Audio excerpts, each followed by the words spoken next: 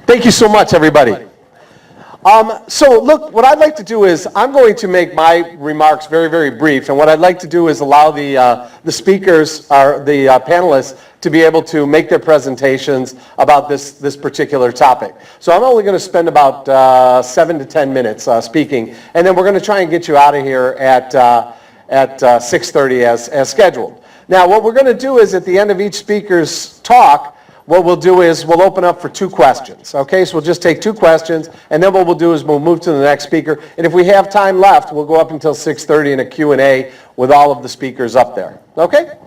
All right, so look, what I wanted to do is I wanted to just start off by saying, you know, this is a really tense topic. And for many of us, you know, given where we're coming from and given what we've been talking about is, you know, how the rankings are construed and whether or not, and the lack of Asian business schools that are actually ranked and what have you, and whether these are the right metrics, whether these metrics should guide our hands and our decisions, or whether we should strike out and look at new ways to be able to create rankings or look at different rankings or a different way of evaluating our schools potentially going forward. So these questions kind of loom. Now, you know, for most of us in the interim, we have to make some decisions of things that we want to do and things that will work out for us and things that will help us to meet the needs of our different populaces as we move along. Now, this morning, Tan Chintian commented in the early session that, you know, if we stick to our knitting, if we do our work,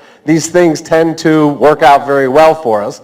But we have to recognize that we all kind of start out like babies unranked. Right? And so we have to work our way through the process.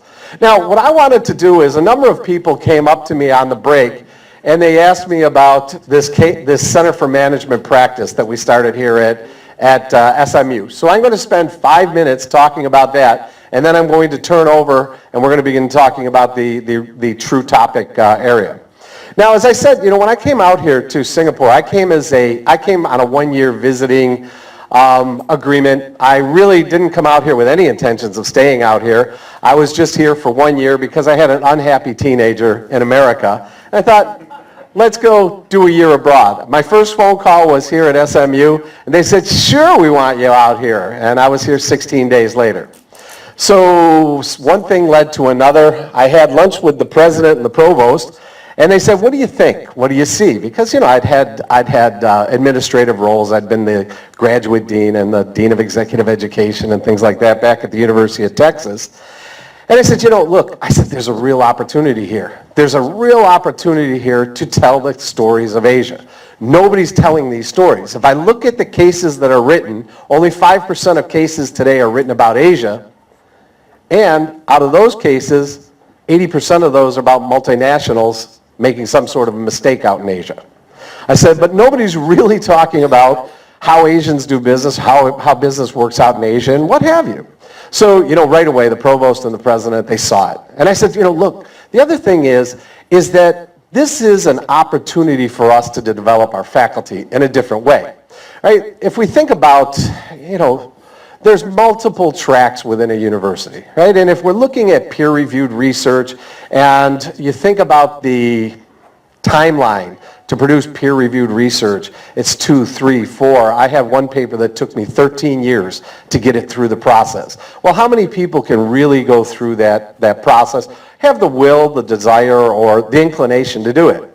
But I said one thing is if we start writing some cases out here, cases are something that your practice track, your teaching track. These people need cases, they use cases, they think about cases all the time, and they would be happy to upgrade their skills and upgrade their repertoire by doing things like case writing.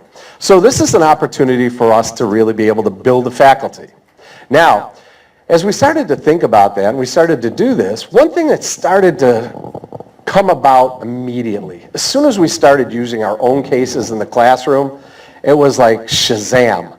All of a sudden, students started saying, wow, I really like this. The fact that the professor writes the cases, comes in the classroom, talks about these cases, and these cases are being used at other universities because we publish them. wow, that was really interesting. The students took a sense of pride, a sense of ownership of these cases. They study extra hard on the cases, and it gave the faculty a great deal more sense of confidence in the classroom and what have you. So, you know, in the early days, it was kind of hard to get this thing off the ground. We didn't find a lot of faculty interest, and quite frankly, from a tenure and evaluation standpoint and faculty reviews, didn't really know how to evaluate case writing and the faculty profile. So it took some time, some effort, and we finally got people to acknowledge that this has an academic value, it has an institutional value, and now it's included in people's tenure promotions and reviews and things like that. But all of a sudden what started to happen is we started to find the faculty really converted. So we started out the first year, we had 6 people writing cases. The second year we had 26 people writing cases. Today we have 51 people that have written one or more cases. Okay? And we have a pipeline right now of 77 cases being worked on at the moment. 3 years into this, and we're just passing our 3-year anniversary, we've been able to publish 120 cases. Now, in front of you, you'll see we tried to drop for everybody a copy of the Smu Case Collection. So you can see some of the cases, what they look like, some of the names.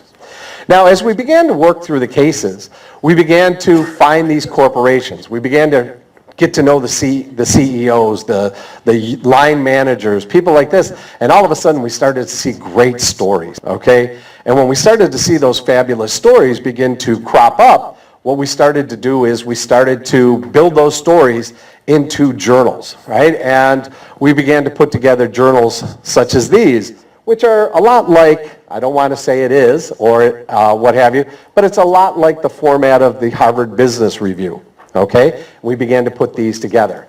And suddenly we have readership, over 20,000 people reading the journal now.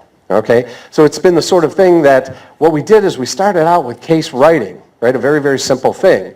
Then what we started to do is we moved to 1- and 2-page articles. And we put out a monthly magazine that's just very, very brief thoughts, and we pass it out to all of all of our stakeholders, and then what we've done is we moved into these areas like our own journal and what have you. Now, that journal we source from other authors all around the world, but the content in Asian Management Insights is about Asia and what's happening here in Asia. Now, as we've looked at this is overwhelmingly the thing that our graduate students are using to choose this university. Okay? Now, I happen to, within the roles and responsibilities I have at the university, one of the things I do is I handle much of the recruiting for the graduate school here at the university. And it's the writing of these cases, and it's the case stories that are, you know, overwhelmingly driving the students' choice of why it is that they come here. Now, I don't know about the people who don't come here. Maybe they don't want to hear about Asian cases. Maybe they do want to learn about what IBM's doing back in Boston or something. But one of the things we're finding is people who are going to spend their careers out here and people who are going to grad school out here are very, very interested in these stories. So, you know, as we started to do this, one of the things we recognized was we had to also embed this into the faculty in a deeper way. It's one thing to get them to write the cases, but what we also wanted to do is we wanted to create opportunities for them to teach them, and what we do is we put together a great deal of teaching workshops and opportunities for them to improve their teaching skills as well. So in the Center for Management Practice, we started out doing knowledge creation, knowledge dissemination, and then we've moved into areas such as faculty development. Now, in faculty development, we look for opportunities to put the faculty out in the companies that we're writing about. We look at opportunities for the companies to come into the university. So we have scholar in residence programs where we bring in executives into the university. And then what we also do is we take our faculty and we try to embed them in the companies, but we also take them abroad. So instead of doing business study missions for students, we do business study missions now for our faculty, trying to get the faculty out the door so that they have that regional experience. Because at the end of the day, we recognize here that if we're going to make a great contribution, it's going to have to be about what we know about this region, right, which is something that we don't want to be told from the West. Okay? So, as we look into rankings are important. And I wish that I could put my marketing brochures and collaterals together and say we're number one or number two in this or that. Okay? But, a lot of those, have to do with history and age and things like that. We're a young university. We're only in our 11th year of graduate programs at all. And over 50% of our graduate programs are less than 5 years old. So most of them are not going to be available for FT rankings or economist rankings or things like that. So in the interim, what was the strategy for us? We just wanted to keep going with the knitting, right? Recognizing that down the road, okay, these things will begin to pay out in terms of our reputation and our influence in the region.